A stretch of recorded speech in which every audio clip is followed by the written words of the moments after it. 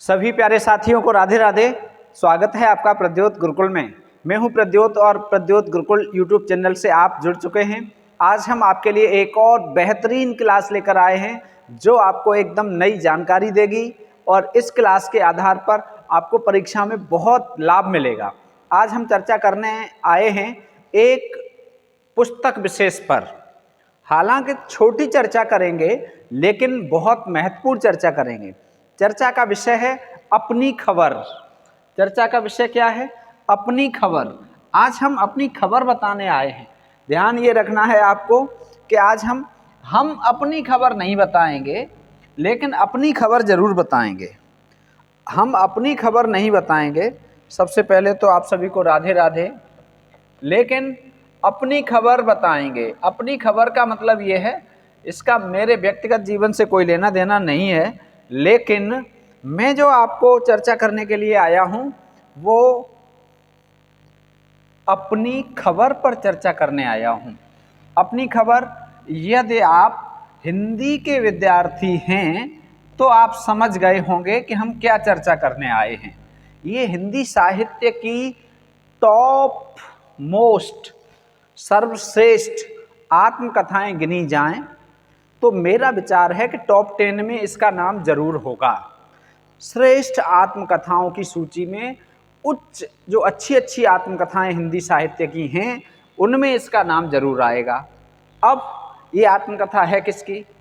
तो ये आत्मकथा बहुत महत्वपूर्ण है हिंदी साहित्य में। अरे भाई मच्छर, ये क्या कर रहा है?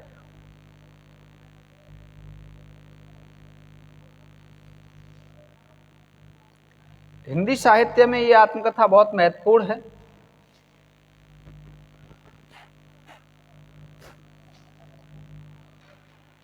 हिंदी साहित्य में ये आत्मकथा बहुत महत्वपूर्ण है, ठीक है। और इस आत्मकथा को लिखने वाले कौन हैं? इन्हें आप जानते होंगे, पांडेय बेचन शर्मा उग्र। पांडेय बेचन शर्मा उग्र।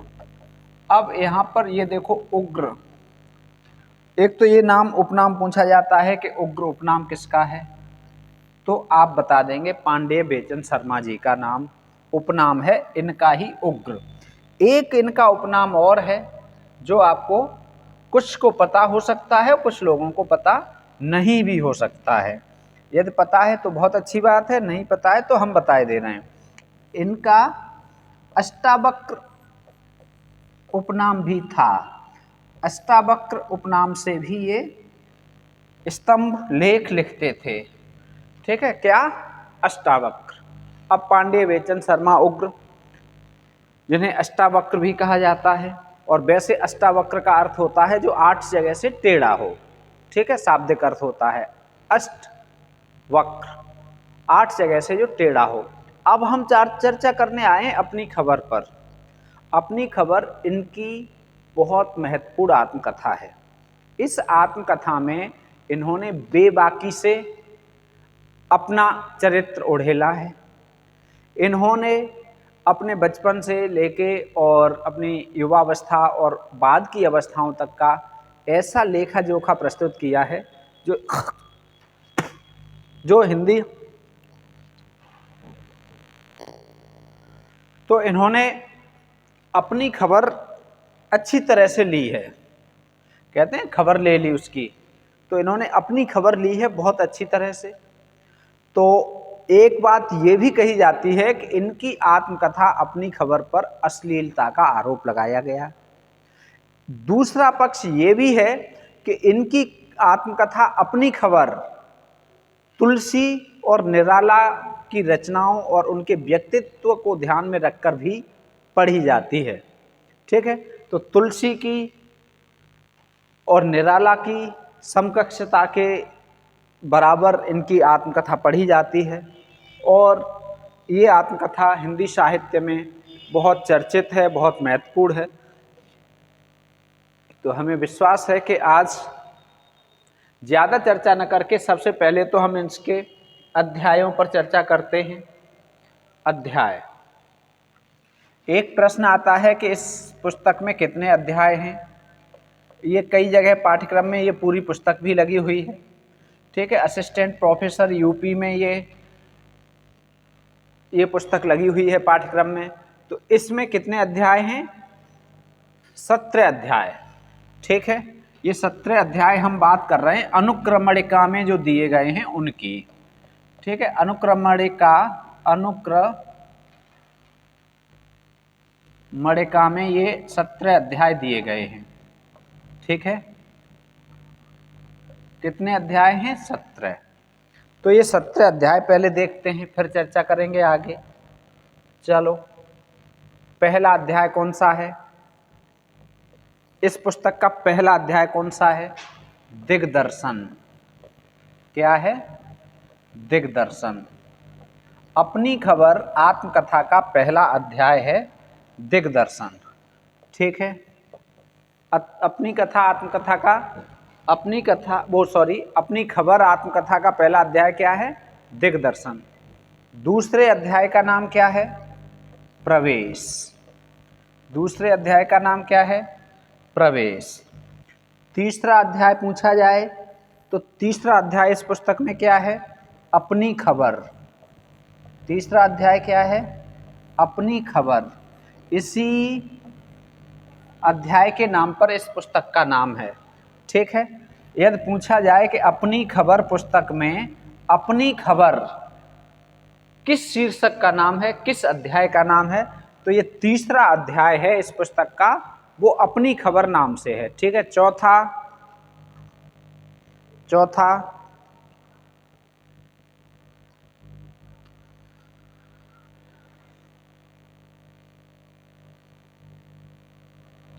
देखिए क्या है?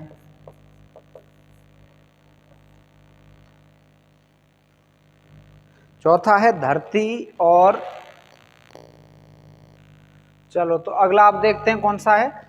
चौथा अध्याय है इस पुस्तक का धरती और धान, ठीक है। आपसे पूछा जा सकता है किस अध्याय का नाम है धरती और धान। धरती और धान कौन सा अध्याय है? तो चौथा अध्याय है इस पुस्तक का, ठीक है। एकदम से बहुत बढ़िया कंटेंट है। अब पांचवा अध्याय पूछा जाएगा तो वेरी इंपॉर्टेंट अध्याय है ये, बहुत महत्वपूर्ण है, चुनार, ठीक है। चुनार कौन सा अध्याय है? ये पांचवा अध्याय है चुनार। यदि पूछ लिया जाए छठा अध्याय कौन सा है, तो नागा भगवत दास, ये है छठा अध्याय इस पुस्तक का, ठीक है। सातवें अध्याय पर हम चर्चा करें तो सातवां अध्याय कौन सा होगा? बहुत अच्छे अच्छे अध्याय हैं ये सब, ठीक है। सातवां,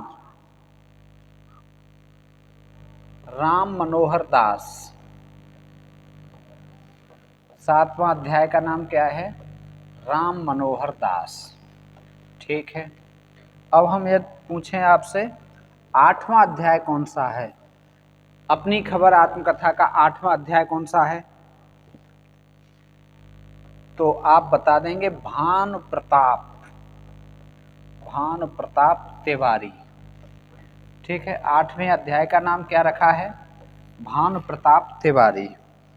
अब आठवें अध्याय के बाद यदि नौवां अध्याय पूछा जाएगा तो आसानी से आप बता देंगे क्या? बच्चा महाराज, बच्चा महाराज, ठीक है। 9 साल तक बच्चा महाराज, 9वां अध्याय। 10वें अध्याय की बात की जाएगी, यदि पूछा जाए अपनी खबर आत्मकथा का 10वां अध्याय कौन सा है, तो क्या है? पंडित जगन्नाथ पांडे, पंडित जगन्नाथ पांडे, ठीक है। ये है 10वां अध्याय। अब बात की जाएगी 11वां अध्याय, लाला भगवान दीन। ये वही लाला हैं जो आप समझ रहे हो, लाला भगवान दीन। और आप क्या समझ रहे हो वो आप कमेंट करके बता दो। ये लाला भगवान दीन कौन है? ठीक है, आप सही समझ रहे हो तो कमेंट करके बताओ। अगला है 12वां अध्याय।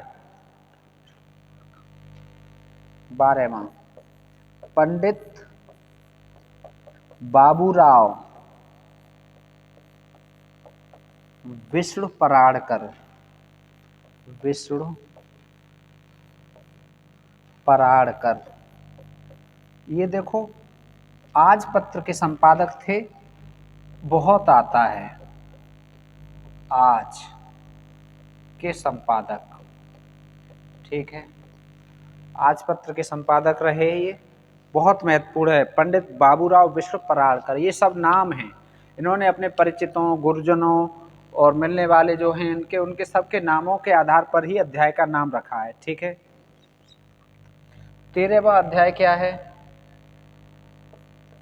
13वां अध्याय बाबू शिव प्रसाद गुप्त।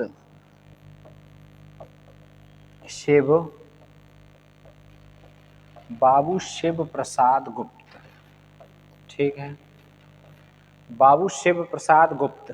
13वां अध्याय क्या है? बाबू शिव प्रसाद गुप्त। अब 14वें अध्याय को पूछें तो क्या बताएंगे?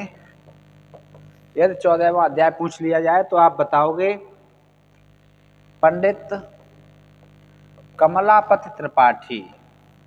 कमलापति त्रिपाठी।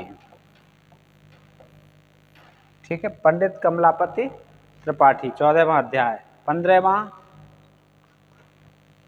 स्थान के नाम पर है ये अध्याय। 15वां बनारस और कलकत्ता। ठीक है, बनारस और कलकत्ता, जिसे आजकल कोलकाता कहा जाता है, उस समय कलकत्ता इसका नाम था। तो बनारस और कलकत्ता। 16वां अध्याय है जीवन संक्षेप। 16वां अध्याय क्या है? जीवन संक्षेप, 16वां अध्याय है।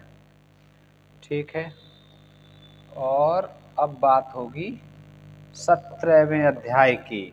17वां अध्याय क्या है? खंड मुक्त विश्वविद्यालय। खंड मुक्त विश्वविद्यालय, ये हैं 17 अध्याय जो दिए गए हैं अनुक्रमणिका में। काय में दिए गए हैं? अनुक्रमणिका में। ठीक है, ये 17 अध्याय हैं जो अनुक्रमणिका में दिए गए हैं।